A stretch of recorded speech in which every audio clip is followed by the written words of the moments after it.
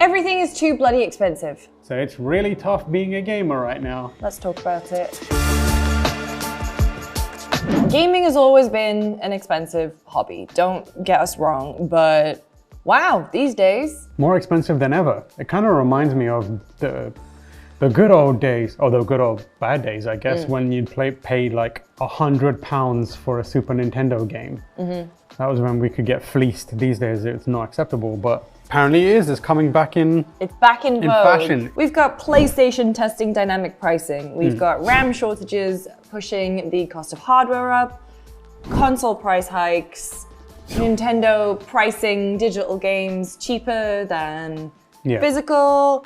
The dynamic pricing part of it is really interesting because I've never seen dynamic pricing done well. For Oasis, for example, like Ticketmaster got really in the shit because they were using dynamic pricing. They were called up on it and they were like, what are you going to do about it? You're still going to pay it. Dynamic pricing is very, very dangerous because it kind of harkens back to the actual old days when shopkeepers used to conspire to create like specific prices for things. And these days, driven by algorithms, I feel like the scary thing is everything is driven by an algorithm and the algorithms are always building a profile on you. So we live in a world now where if you have a little bit of disposable income, your PlayStation can now go, I'm going to charge you more for this game. Personalized discounts? So what does that mean? So like if you put something on your wish list, then you will get hopefully a better...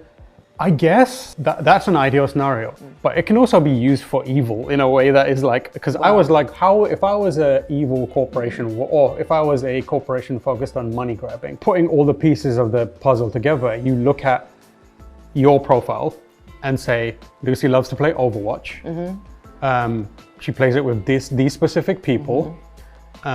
These specific people have purchased Overwatch 2. Lucy hasn't purchased Overwatch 2 yet. No, it's free to play. Yeah, I know. Which means we can put the price up and we know that she's going to buy it because she wants to play with those people. I'm interested in the dynamic pricing from a publisher point of view. Yeah. Because first of all, I assume they'd have to get buy-in from a publisher. And a publisher is like, well, we're letting an algorithm dictate, like, are we losing money because you are pushing this specific deal? Yeah. Versus why don't we do a flat discount on all these games, like all this bundle stuff? And so, yeah, putting it on the platform holder is kind of a strange one. And especially the disparity in the prices. Like discounts in Europe are 10 to 17% of discounts. In the US, this is from PS Prices, they discovered this in March. In the US, they reached almost 30% of a discount. I guess you could create thresholds with publishers, like, you know, I never discount this more than 10% or whatever, and then have the algorithm work within that. But it seems like, at least to begin with right now, a lot of it is just first party. So we haven't got any indications on what third party is going to be like, although there are a few games, mainly Ubisoft games. And GTA. And GTA 5 being included. Also, at this point, if you don't own GTA 5, what are you doing? What are you doing? How? Sometimes you just accidentally buy GTA 5. On Nintendo side, they talked about potentially changing the prices of their digital games to be slightly cheaper, it feels like. I'm a digital person, and I try to look at it from the perspective of someone else who's not a digital person.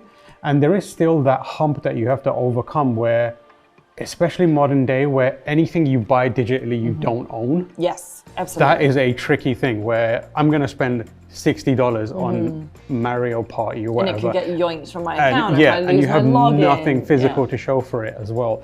So that's something that is kind of potentially a pitfall there. However, the upside potentially is Nintendo actually discounting their games. Because they never discount do games. that. No way. There's They were like, we will kill Mario before we send him. Yeah, don't put your money in gold. Put them in Nintendo games. Yeah. So that could be potentially interesting, and maybe there's a benefit to consumers.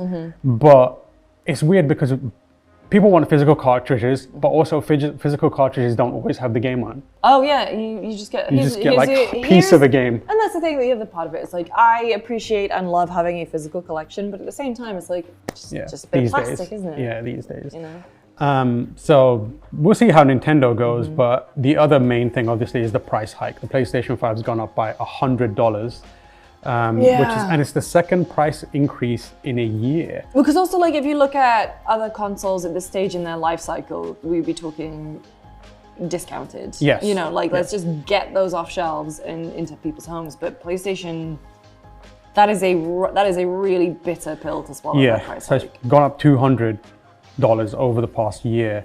And Matt Piscatella was speaking to GameSpot and pointed out that there is a concern that gaming is becoming a rich person's game. They're chasing something that I don't think the demand is going to be there for anymore, which is like the graphical fidelity, the power, etc. Don't mind me, I'm playing Roblox On my free on phone. my phone that I use for literally everything else in my life. Piscatella said we can't see these huge prices in things like hardware and content while everyday spending categories like groceries, gas and housing also continue to get more expensive and not see it having an impact. I think it could push people towards other forms of gaming. Like you said, a phone is always on you. Brenda Romero and John Romero were at a conference the other day and they were like, we lived through the crash in the 80s, we were there and this is the worst it's ever been. Yeah, this is one of the first time ever I've seen how transparently the customer is now eating the costs.